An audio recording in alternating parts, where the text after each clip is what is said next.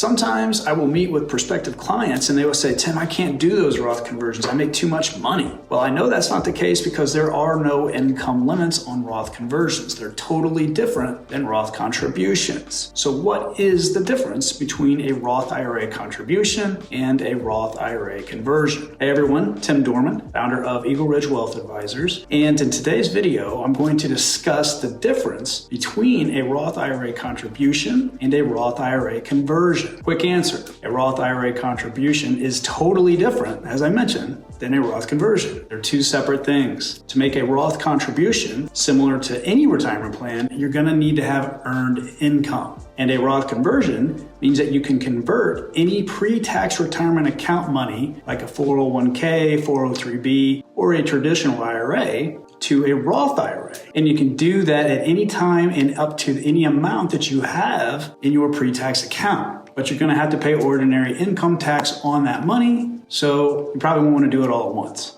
So again, Roth contributions and Roth conversions are two completely different ways to get money into a Roth IRA account. For a bit more color, I'm going to discuss the benefits of a Roth IRA distribution rules, and then Roth IRA contribution limits for 2024. So, what is a Roth IRA? Well, a Roth IRA is just a title that's given to an investment account. By calling it a Roth IRA, that assumes that you're going to follow the rules that they put forward for the Roth IRA. And on its own, it's not really much. It's just an account. If there's nothing inside of it, there's no value. But you can think of it as like a steel safe that you might have in your home.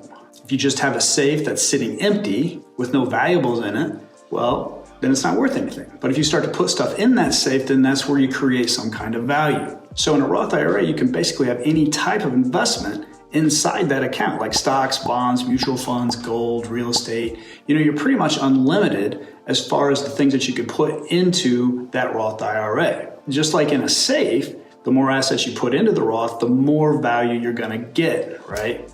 Now, what are the benefits of a Roth IRA? Well, a Roth IRA is a retirement account that is funded with after-tax dollars. If the rules of a Roth account are followed and the account is qualified, the earnings generated from the account can be withdrawn income tax-free when you take it out later on to spend. So the longer the money is in there to compound in a Roth IRA, the more advantageous it becomes. Now, on to Roth IRA distribution or withdrawal rules, whichever you want to call it. First, since Roth IRA contributions are made with after-tax dollars, those contributions will not be taxed again. Your Roth IRA Roth contributions can be withdrawn tax and penalty-free regardless of when they are contributed. Roth IRA earnings are a different story. In order for the earnings to be qualified, two conditions must be met. First, the account must be open for at least 5 years, and second, one of the following must apply. Your age is at least 59 and a half, or you die and your money is withdrawn by your beneficiaries, or you become disabled, or you use the money for a first-time home purchase with a lifetime cap of $10,000. Moving on.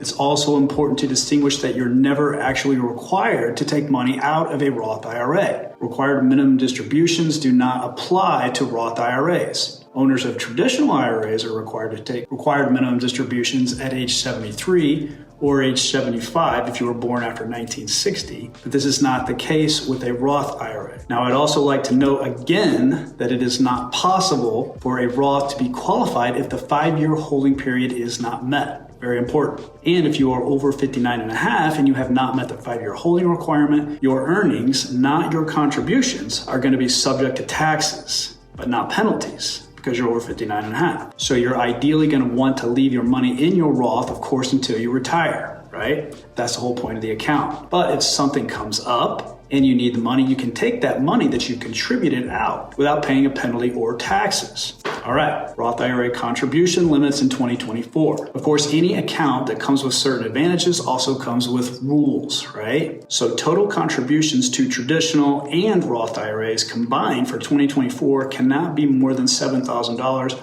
or $8,000 if you are over age 50 and you can use the $1,000 catch-up.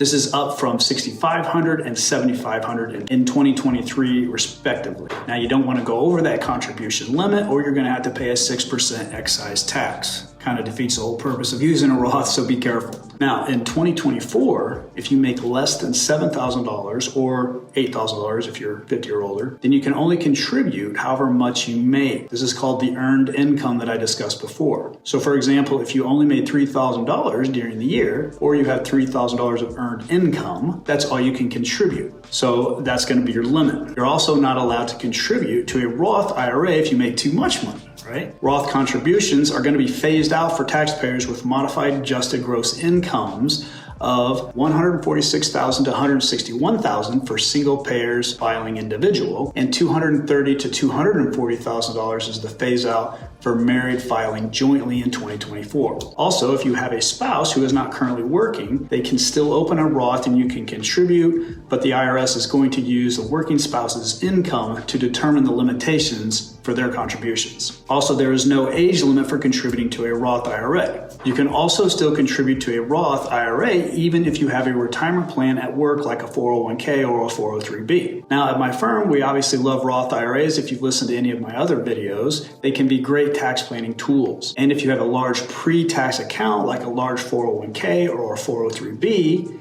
or a traditional IRA, because my industry's been telling you to put money into it your whole life, well, you're probably going to want to convert some of that money to a Roth IRA by doing strategic Roth IRA conversions. Now remember, you can convert any pre-tax IRA money to a Roth IRA at any time, but you're going to have to pay ordinary income taxes on that money. So you're probably not going to want to do that all at once. So for example, let's say that you've worked your whole life and you built up a really decent nest egg of $1 million in your 401k. Then you retire and you roll that 401k to a traditional IRA, which is a non-taxable event. Then you could hypothetically convert that entire $1 million to a Roth all at once. But you're probably not going to want to do that because then you're going to have a giant tax bill and you're going to get killed in taxes, right?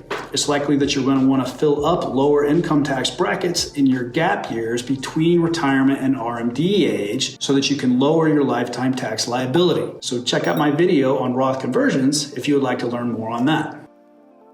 Once again, Tim Doehrmann here, founder of Eagle Ridge Wealth Advisors. And if you would like to see how we help our clients get the most out of their financial lives in retirement, please visit us at erwealth.com, and we hope to see you there.